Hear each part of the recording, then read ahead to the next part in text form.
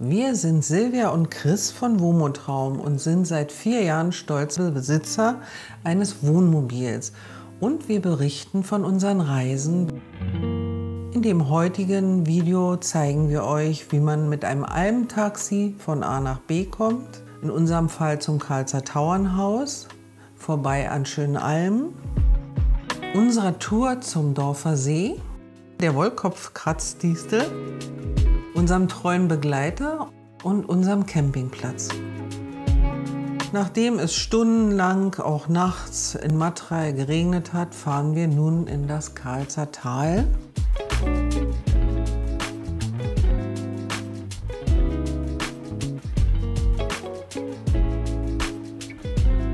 Durch Nebelschwaden, aber es regnet wenigstens nicht mehr.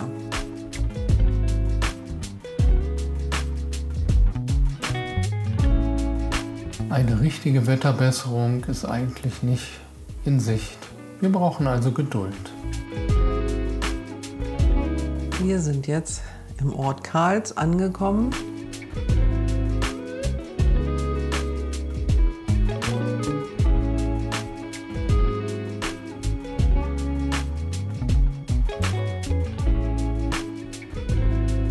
Es ist ein relativ großer Ort, sehr beliebt bei Touristen und das Wetter wird besser.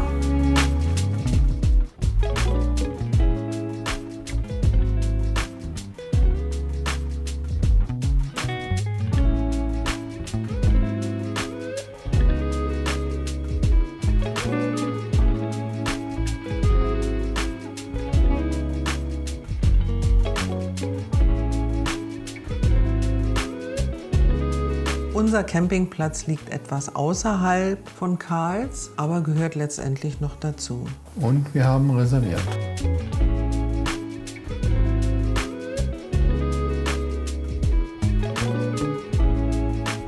Hier seht ihr schon, es gibt mehrere Etagen, die oberen. Da ist es etwas teurer, aber man hat seinen eigenen Wasseranschluss.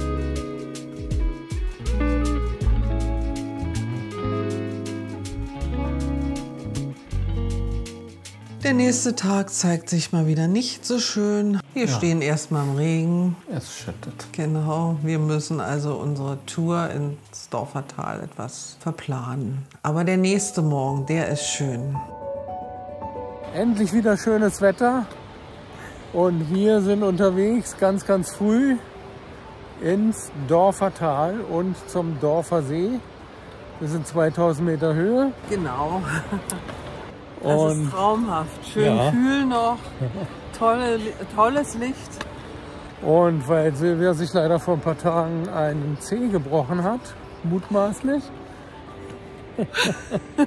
Gibt's Schlimmeres? haben wir diese Fahrt etwas abgekürzt.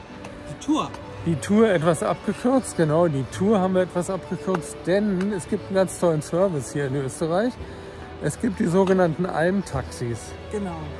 Und dieses Almtaxi hier ins Dorfer Tal haben wir mal ein bisschen in Anspruch genommen und sind ganz früh um 7 abgeholt worden, hier zusammen mit anderen noch. Und können uns dadurch ein paar Kilometer ersparen. Ja, und wie gesagt, nicht kostenlos, aber Nein, zivile natürlich Preise. nicht. Zivile Preise. Und das ist ein super Service. Den gibt es auch zu anderen Hütten hier. Und es ist einfach klasse, dass sie sowas machen, ne? Und es geht jetzt, wie gesagt, zum Dorfer See nach hinten. Und der ist wunderschön, das ganze Tal ist wunderschön, aber das zeigen wir euch jetzt, ne? Circa 1 bis 1,5 Stunden zu laufen, je nachdem. Ihr dürft uns begleiten. Es ist eine wunderschöne Stimmung, das könnt ihr hier sehen. Und wir genießen die Ruhe in diesem Dorfer Tal.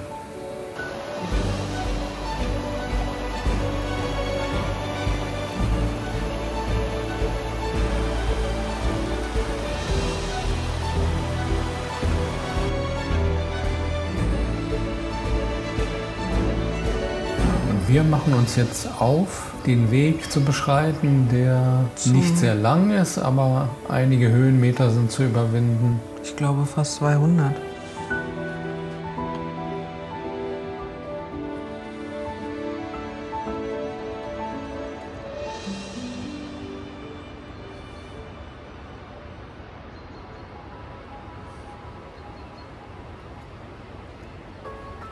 Noch ist der Weg relativ eben.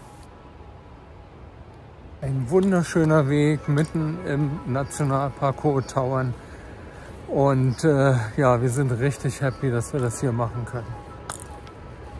Es ist für sommerliche Verhältnisse ziemlich frisch heute Morgen. Ich glaube, wir haben 8 Grad, als wir losgegangen sind. Hier oben, wir sind jetzt mittlerweile viele Meter höher, ist es noch mal ein bisschen frischer. Und ihr seht, die Sonne kommt langsam über die Berge und dann soll es aber ein ganz toller Tag werden. Den haben wir uns auch wirklich verdient, denn wir haben jetzt echt längere Zeit auf besseres Wetter gewartet. Es hat die letzten 2 Tage schon wieder so geschüttet.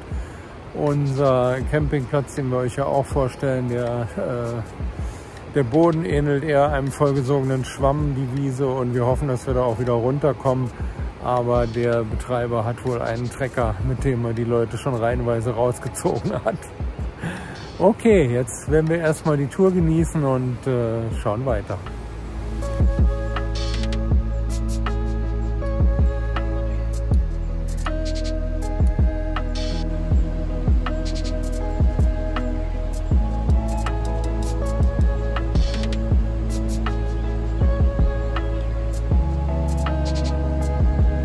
Tosende Dorfer Bach.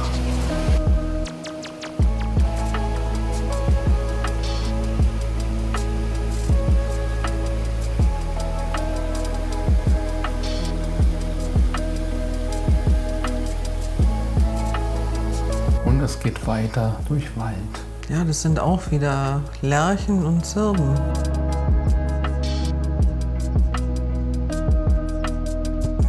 Schöne alte, verknöcherte Bäume, was die wohl schon alles erlebt haben.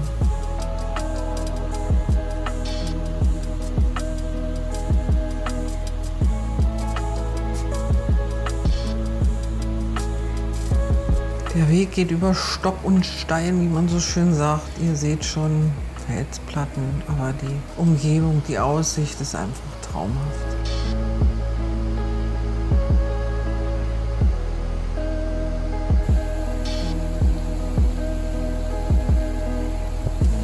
Hier muss man ganz vorsichtig sein. Solange die Sonne noch nicht auf den Steg kommt, ist sie sehr feucht und rutschig.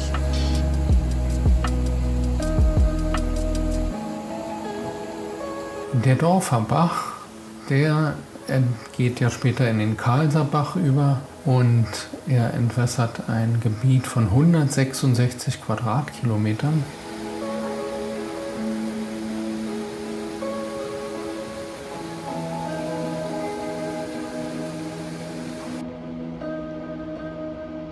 Das ist alpiner Milchlattich.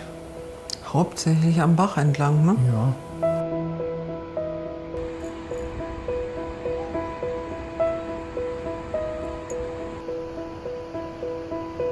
Die Sonne kommt immer höher, immer weniger Schatten. Und es wird immer steiniger. Mhm.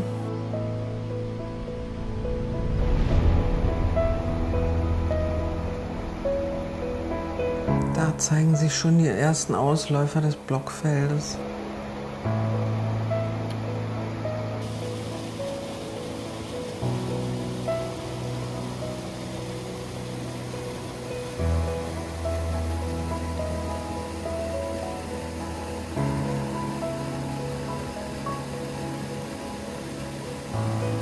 Ein kleiner Blick zurück in Richtung Karlser Tauernhaus. Und hier müssen wir jetzt durch, beziehungsweise irgendwie drüber. Das sieht erstmal nach einer unlösbaren Aufgabe aus, aber es gibt tatsächlich Wegweiser und ja, man muss ein bisschen vorsichtig und gut gehen und dann kriegt man das auch hin. Die Wegweiser sind halt Markierungen an Bäumen oder, wie ihr dort hinten seht,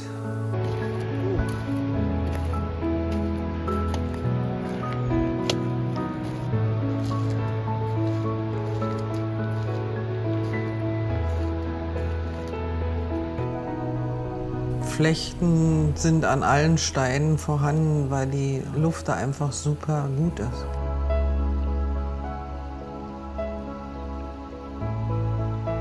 Almrausch findet man hier und da. Ja, Bild sieht's aus. Steine, Steine, Steine oder Felsen. Sehr eindrucksvoll.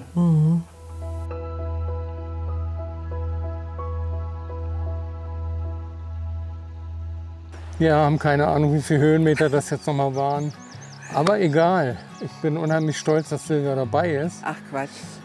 Nee, nicht. Ach Brauchst Quatsch. nicht.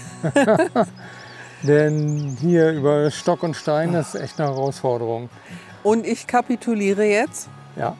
weil es geht wirklich nur noch schlimmer weiter. Und Ja. das möchte ich weder meinen Knien noch meinem gebrochenen Zeh weiter zumuten.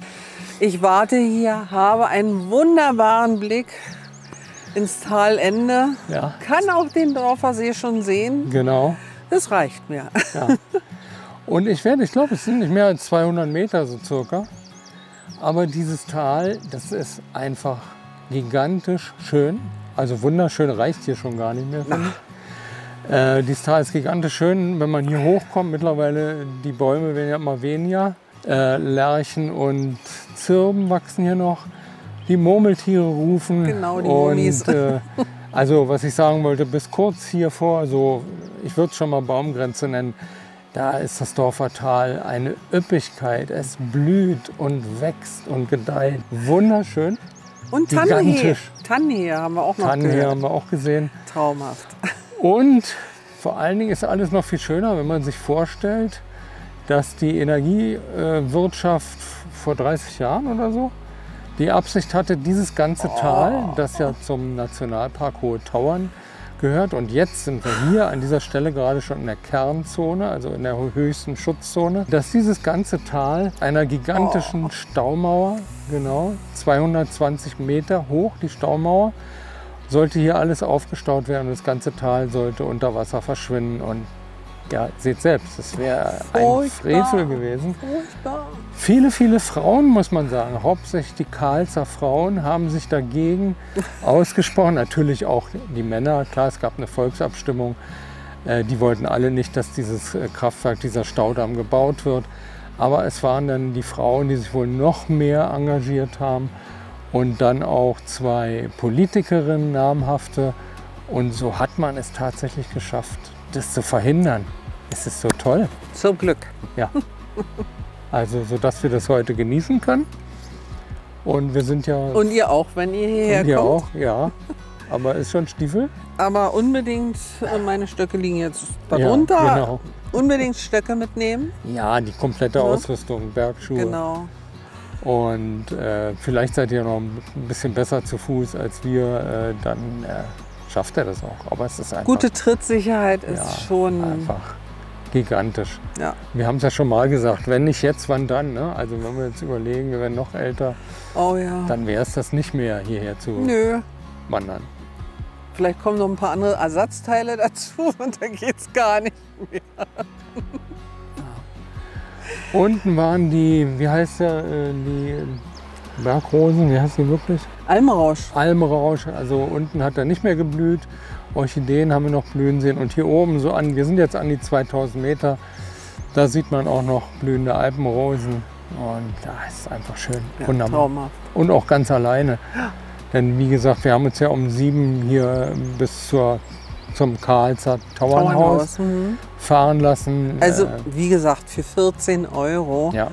ist wirklich, man spart doch einige Kilometer Anstieg auch außerdem. Und Ja. Ja. Also zurück müssen wir jetzt 10 Kilometer laufen. Wir wollen es eigentlich, ja, wir machen es. Wir laufen bis zurück zum Campingplatz. Das sind dann so gut etwas über 10 Kilometer, glaube ich. Und dann schauen wir mal. Ich glaube, die Steine runter, rauf gingen sie besser, runter, schauen wir mal. Wird ein bisschen länger dauern. Ja, der Karlser, der Dorfer See, der entstand wohl durch einen gigantischen Felssturz. Man sieht es ja, und wir haben es ja auch immer wieder aufgenommen. Das ist hier ein gigantisches Blockfeld von riesigen Wahnsinn. Felsbrocken. Also wir sind echt überwältigt. Und ich glaube, man kann schon fast so sagen, dass das eigentlich die schönste Tour war. Oh ja. Aber weißt du, was wir vergessen haben mitzunehmen? Nee, Ein Fernglas. ein Fernglas, ja. Wer weiß, wie viele Gämsen hier unterwegs sind, die wir so mit dem bloßen Auge nicht sehen können. Also nehmt sicherheitshalber auch noch ein Fernglas mit. Ja, über diese Wege führte eigentlich vor langer, langer Zeit ein Säumerpfad über den Alpenhauptkamm.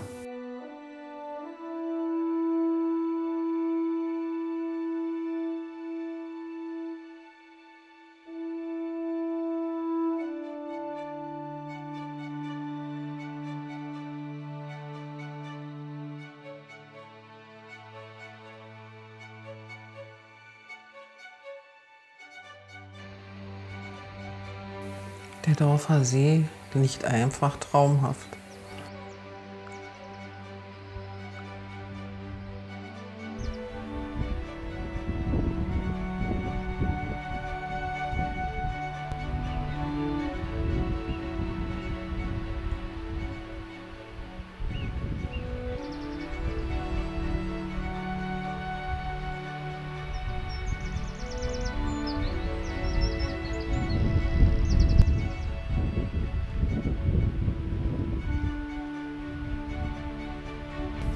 Es ist kurz nach 11 und die ersten Wanderer kommen zum Dorfer See hoch.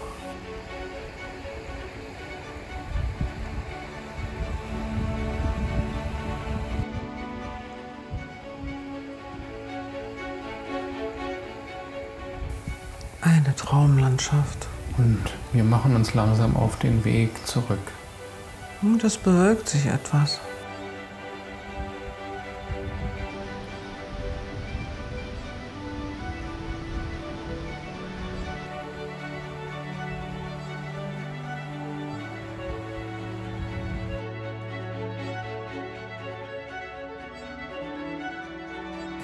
Und hier sind wir am Karlser Tauernhaus. Da war es auch gut besucht. Genau, und dort hat uns auch das Taxi abgesetzt. Und das Karlser Tauernhaus befindet sich auf der Rückseite des Großglockners. Ja, wenn man quasi hier über die Berge gucken könnte.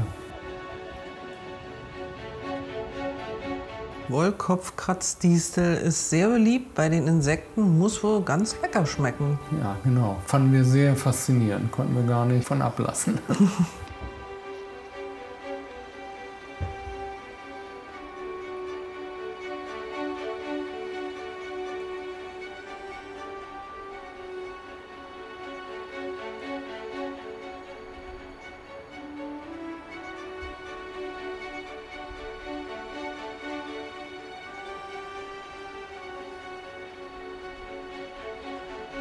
Wir haben ein ganzes Stück Weg vor uns, aber zumindest geht es mehr oder weniger abwärts. Ja, zum Glück. Zum Genau. Glück. Ja, der Almrausch sieht immer wieder schön aus. Ja. Das ist eine Silberdistel. Und immer wieder Blick zurück in diesen wunderbaren Abschnitt des Dorfertals. Vorbei an Almen.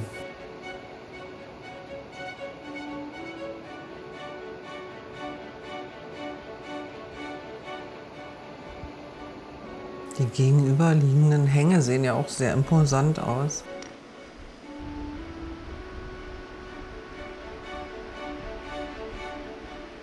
Und fast jeder Wanderer hinterlässt am Bach unten einen Steinmandal.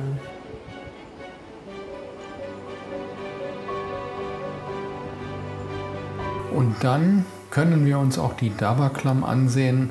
Auf der Fahrt hoch mit dem Almtaxi ging es durch einen Tunnel. Deswegen sind wir erst auf dem Rückweg durch die Klamm gelaufen. Und die ist wirklich eindrucksvoll mit ihren tosenden Wassermassen. Und man hat die Gelegenheit, wie ihr eben gesehen habt, man kann auf so eine Art Aussichtsplattform gehen. Ja, ich mag das eigentlich auch nicht so. Es war alles durchsichtig nach unten. Gräuslich. Gitter, aber ich dachte, für dieses Motiv, da musste da runter auf jeden Fall.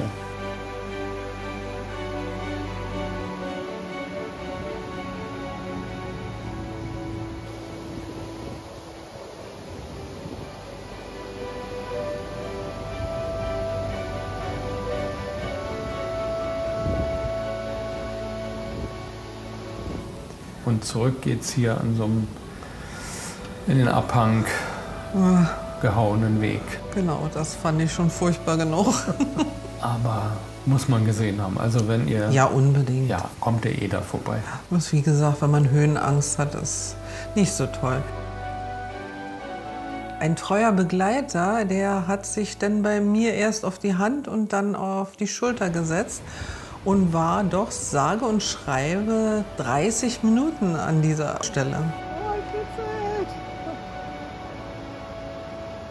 Abends konnte noch ein bisschen in der Sonne sitzen und wir waren so rechtschaffen kaputt. Das waren ja Könnt ihr auch euch nicht über vorstellen. 13 Kilometer letztendlich. Genau. Ich glaube, uns haben alle Knochen wehgetan, die irgendwie wehtun können.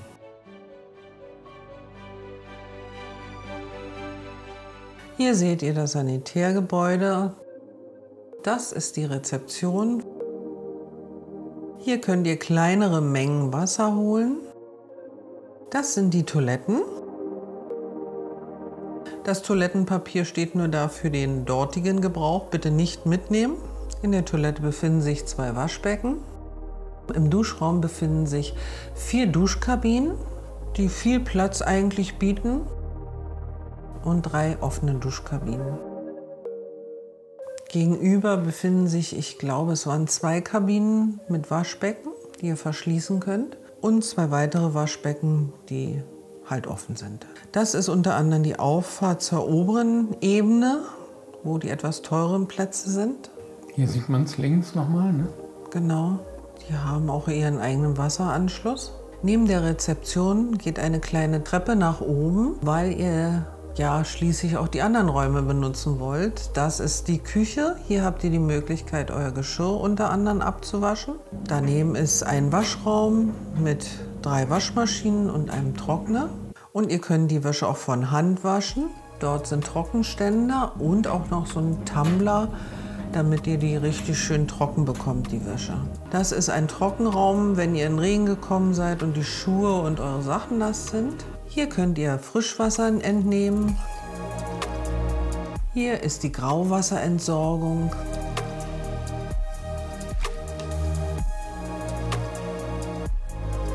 Und in diesen Ablass könnt ihr das Grauwasser, wie gesagt, entsorgen. Und hier das Chemieklo, das leidige Thema. Ja, wir machen uns auf den Weg zu neuen Zielen. Ja, und zum neuen Video. Wenn euch das Video gefallen hat, dann würden wir uns über einen Daumen nach oben freuen, kommentiert und wer noch kein Abo hat, na, einfach mal auf den Abo-Button drücken und wir freuen uns riesig. Und wie war das mit dem Glöckchen? Ja, das Glöckchen aktivieren und ihr erfahrt immer, wenn wir was Neues hochgeladen haben. Genau. Und danke fürs Zuschauen. Danke fürs Zuschauen. Tschüss. Tschüss.